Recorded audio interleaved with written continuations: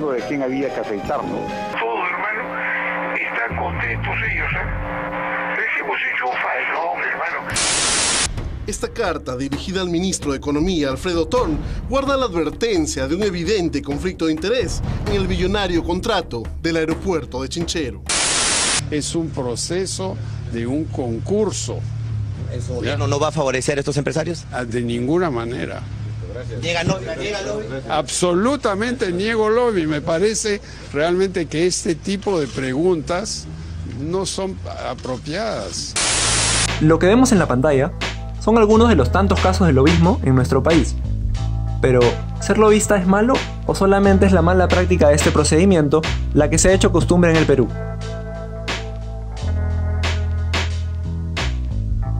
El lobista es un profesional de la gestión de la influencia dedicado a solucionar problemas que existen entre grupos de interés, como el gobierno o entidades poderosas y profesionales de algún rubro en específico. Se le podría considerar un relacionista público-político. Pero, ¿cómo lo hace? A través de herramientas comunicacionales que ayuden a que los involucrados encuentren puntos en común entre sus intereses para poder llegar a tomar decisiones que los beneficien. En el Perú, el lobismo no está prohibido ni es ilegal. Sin embargo, tiene una connotación negativa ya que la práctica del lobby en nuestro país no es la ideal. Y las herramientas que se utilizan para influir en las autoridades ya no son técnicas de persuasión o negociación, sino chantajes o sobornos para satisfacer las necesidades o intereses de un grupo concreto. En otras palabras, esta mala práctica aparece en muchos campos de nuestra sociedad, y no solo en la política.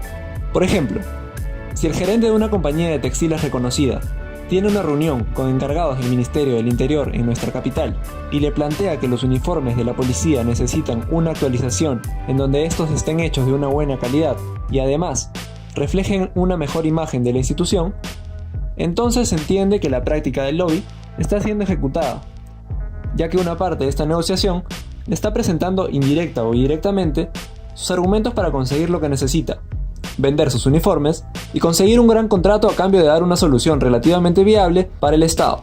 Así se trate solamente de unos uniformes, este es un ejemplo en una escala menor. Caso contrario, es lo que pasa en Estados Unidos, ya que el lobismo se desarrolla de una forma mucho más profesional. En dicho país, existe una gestión encargada de transparentar lo que ocurre en cada proceso. La presión que ejerce el grupo de interés se desarrolla de una forma legítima. Actualmente, existen más de 50.000 lobistas registrados. La mejor forma posible de regular las prácticas de lobby en el contexto de nuestra sociedad sería a través de normas y leyes que establezcan que cada organización debe presentar públicamente de qué manera está negociando o haciéndose acreedor de un derecho específico. Este acto de transparencia debe presentar documentación que muestre quiénes han sido las autoridades involucradas en la negociación, el cronograma de reuniones, los puntos que se tocaron en ellas y también qué objetivos se han trazado para llevar a cabo esta práctica. En nuestro país, durante el mandato de Alejandro Toledo, fue promulgada una ley que regula la gestión de intereses en la administración pública. Sin embargo, fue dejada de lado con mucha rapidez. Hola Helio, soy Paola Cabrera, estudié antropología en la Universidad Católica y hice una maestría en estudios de desarrollo en la Universidad Erasmus Rotterdam en Holanda. El propósito de esta entrevista es abordar el tema del lobismo en el Perú. La primera pregunta es la siguiente. ¿Qué opinión tienes acerca de los lobby o lobismo en el Perú? Bueno, creo que es una práctica muy difundida que no solamente está instaurada en el país, sino que cada uno de los gobiernos en el mundo necesitan de estos grupos que actúan con el poder que tienen, ¿no?, para poder pasar ciertos intereses personales. El problema en el Perú es que muchas veces se tergiversa qué tipo de intereses están detrás de promover una ley o un contrato. Generalmente lo que hemos visto en los últimos años es que existe mucha corrupción detrás y más allá de buscar el bien común para la sociedad, se estaría privilegiando a un grupo muy reducido de personas que terminan siendo, en algunos casos, empresas. La siguiente pregunta es esta. Por ejemplo, con relación al caso Kunturwasi, ¿qué opinión te merece el accionar del gobierno?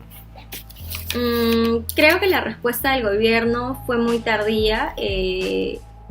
el tema de Conturhuasi estaba desde el gobierno, era una promesa, ¿no? Tener un aeropuerto más en Cusco, y estaba desde el gobierno de Toledo. Después de eso se promovió el contrato en el gobierno de Humala y finalmente se firma el contrato con esta empresa.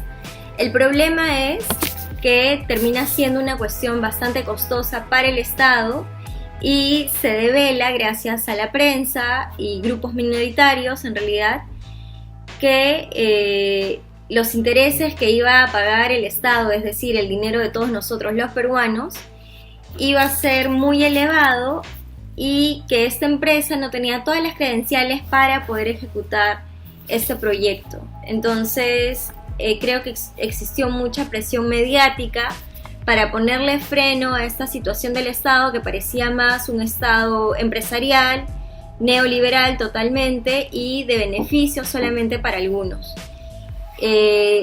Con lo cual, por ejemplo, se obtuvo la renuncia del ministro Vizcarra en ese entonces. Y para finalizar, ¿cuál o cómo crees que es la postura del gobierno respecto al lobismo en el Perú? Me parece que aquí, lamentablemente, en el país, vemos constantemente que hay un interés por beneficiar o promover los intereses de empresas privadas, ¿no? Esta idea de mercado neoliberal ha calado bastante fuerte en el país, sí, y me doy cuenta, o nos damos cuenta todos como peruanos, que cada una de las veces se trata de sacar el beneficio de la empresa y no de los peruanos. Entonces tienes a personas, a abogados, a comunicadores, a distintas personas que están promoviendo contratos y leyes, ¿no? Y si no hay una fiscalización de parte de la sociedad civil organizada o de parte de los medios de comunicación, poco o nada se puede hacer al respecto. Entonces, por ejemplo, un caso que ha llamado mucho la atención es el caso de Conturhuasi, porque hubo eco en distintos medios alternativos de comunicación. Pero no sabemos, en realidad, cuando el Estado promueve una ley, si es que no existen grupos alternos que estén fiscalizando, no sabemos al final si es que realmente es en beneficio de todos los peruanos o termina siendo en beneficio de la empresa y para fines y propósitos de un grupo muy reducido de personas. Muchas gracias. A través de esta información recopilada, lo que se busca también es desaparecer de una vez por todas cualquier tipo de relación que exista entre los conceptos del lobismo y el tráfico de influencias. Hay una definición expuesta por Jesús Martínez Calvo que se enfoca más en la fuerza comunicativa del lobismo, destacando lo importante que es esta técnica para crear una situación beneficiosa o favorable hacia algún poder gubernamental, administrativo o legislativo, en donde se persuada a la otra parte para conseguir el desarrollo de una propuesta o algún tipo de actitud que represente los intereses propuestos. El lobismo no es más que un proceso de comunicación en defensa de los intereses propios para conseguir un objetivo específico. Lo importante es que se haga con transparencia.